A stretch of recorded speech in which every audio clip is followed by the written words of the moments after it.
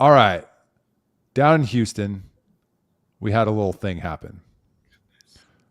We had hurricane, or is it hurricane, or is it just a storm now? I mean, the people are using them interchangeably. Okay. I think it's tropical depression, right? Tropical storm. It became a hurricane. I don't know that when it hit Houston, it was still a hurricane, but people keep saying hurricane. Tropical storm Beryl hits Houston. They go out of power. I'm just going to lay it out, and then I want Charles to react. Well, hold on, Michael. I feel like there's a missed opportunity every time people talk about this because it barreled into Houston.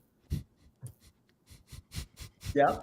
Okay, tropical storm Beryl barrels into Houston. You guys are out of power for what? 2-3 days? 2-3 days. Some people still don't have power. Some people still don't have power. Charles takes his drone outside, starts shooting footage of the flooding. It goes viral. It's like on CNN. It has like 1.2 million views.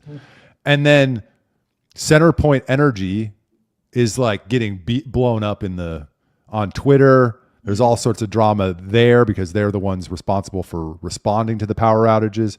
And then I even saw there was the threat of a drive-by shooting at CenterPoint Energy. So shit is hitting the fan. Charles, take it away. To say the least, we are in the trenches. It has been tough. You know, we are Houston strong, and so we come through these things on the other end. But it's been hard, you know. And I wish there was a way to just mute. No, okay. So CenterPoint is the exclusive energy distributor for the Houston region, and so they have just shy of 3 million customers.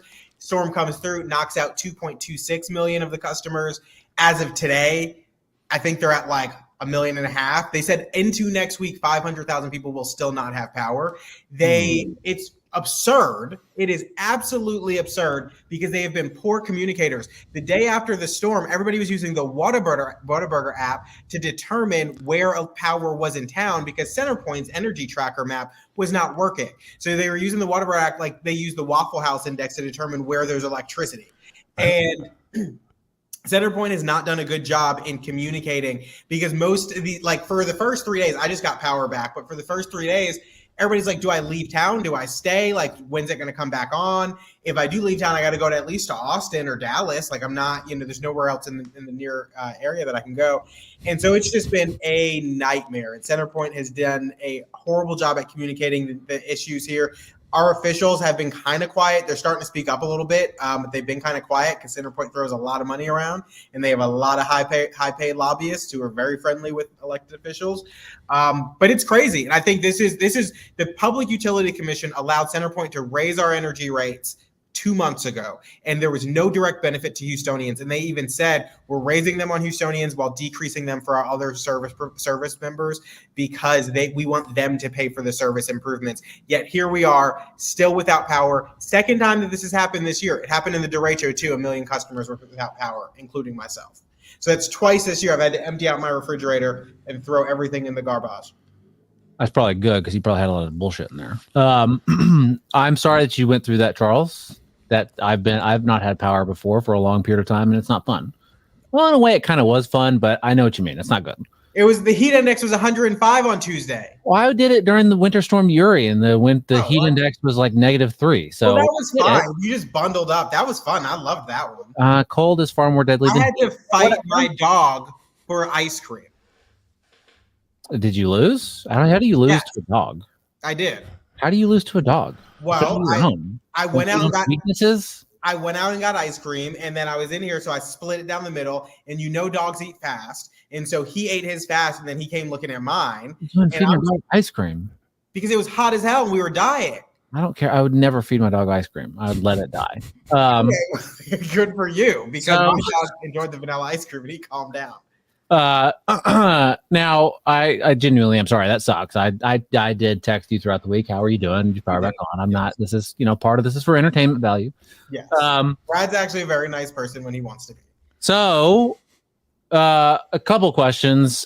Can you elaborate more? So, CenterPoint is talking about increasing rates for Houstonians and decreasing them for other people because they want Houstonians to pay for upgrades to the Houston service area. So not decrease them, just maintain them for other people while increasing ours. And they would be for upgrades for the whole system. So most of the system for CenterPoint is the Houston area, but they were talking about increasing rates for people in Houston proper to then offset the cost of improving the system-wide. Okay. Now, I've seen several theories as to how this came about, right? And there's like 3 contenders. And I want to know what's the word on the street. You're down there on the street in Houston, right? Are you rowing or are you walking? Well, luckily, lately I'm walking. Good for you. Was this a weather event, a climate event, or is this Greg Abbott's fault? What are the people in Houston saying? Honestly, they're saying all 3, but a lot of people are blaming Abbott, even though Abbott, what's he gonna do? Go turn on the lights for me? No. But yet people want to blame him. Maybe it's Friday night and you're Jewish. They can't, Orthodox Jew, they can't use electricity. Is it Friday nights or Saturdays? One of the two? Saturday, I think. How do you not know this? Electricity? They can't they can't turn on the lights. They can't there's a lot of things they can't do because it's I don't they can't use like man-made stuff. So they can't use the stove, they can't use the lights, they have to cook meals beforehand and then just have they can't ask someone directly to, hey, can you go turn on the light? Because that's basically like them saying it, but they can say, it's really dark in here. I'd love to read this book. And then someone can drive cars from that, hey, I want to turn the light. I'm sorry. So go on. I don't know what Greg Abbott could do either. He was in Taiwan taking pictures. No, granted, I will say, like, you should probably be here. Like, I mean, you should, but I don't think there's any benefit like that would have been direct. I think it's all for show. But it was a weather event. It was a windy category 1. And we were ill prepared for it because they didn't say it was coming directly towards us. And then last minute it was like, batten down the hatches. But CenterPoint's problem is that they don't do a very good job of maintaining the vegetation around the lines. And so when you have a very heavy windstorm, all these trees and stuff are falling. Now, some of it's in people's backyards and they needed to be maintaining them, but CenterPoint also needs to be maintaining them in a lot of places and they didn't. And so you had all these trees taking down lines and stuff, and then now you got to put them back up. And so they need to do a better job there. Some people were like, this is climate change. The fact is, I didn't realize this until I was doing research. That Galveston 1900 hurricane was like the deadliest natural disaster not in human history, I think in U.S. history. In human history. 50% of volcanoes, worse than the I said U.S. the driest event, right, Michael? I said U.S. and it killed like half of the population of Galveston at the time. And so it's not climate change. It was a hurricane that we were ill prepared for. And because we don't let competition act in the marketplace here, guess what happened? CenterPoint did not have a reason to do better, and they should do better. So you think competition is the answer here? You're going to go. I think either competition or holding them actually accountable. Because like, why is the PUC approving a rate increase, months ago, and then allowing this to happen? This is the second time it's happened in about 60 days. Where's the legislature calling for? Well, they've now called for hearings, but it's just silence, really. And so I think it's either accountability or let somebody else enter the marketplace. One of the two. There's going to be a cost associated with all the rebuilding of lines and that's all going to be paid by ratepayers. Yeah, exactly. But isn't all this stuff just? Forget climate change. I mean, Bjorn Lomborg does a lot of good work on climate change, and he shows that the intensity and the deaths and all the stuff from hurricanes across the globe are going down. They're on a downward trend. So the climatists who just try to freak us out, like whatever, isn't this just the nature of our energy grid, that it's susceptible to long power outages because of how it's built? And what we really need to do is all watch The Lost Century, a documentary by Dr. Stephen Greer. How about that as a tangent? What's it about? Aliens, free energy. Oh, didn't know that's where that was going. Yes, we should watch it.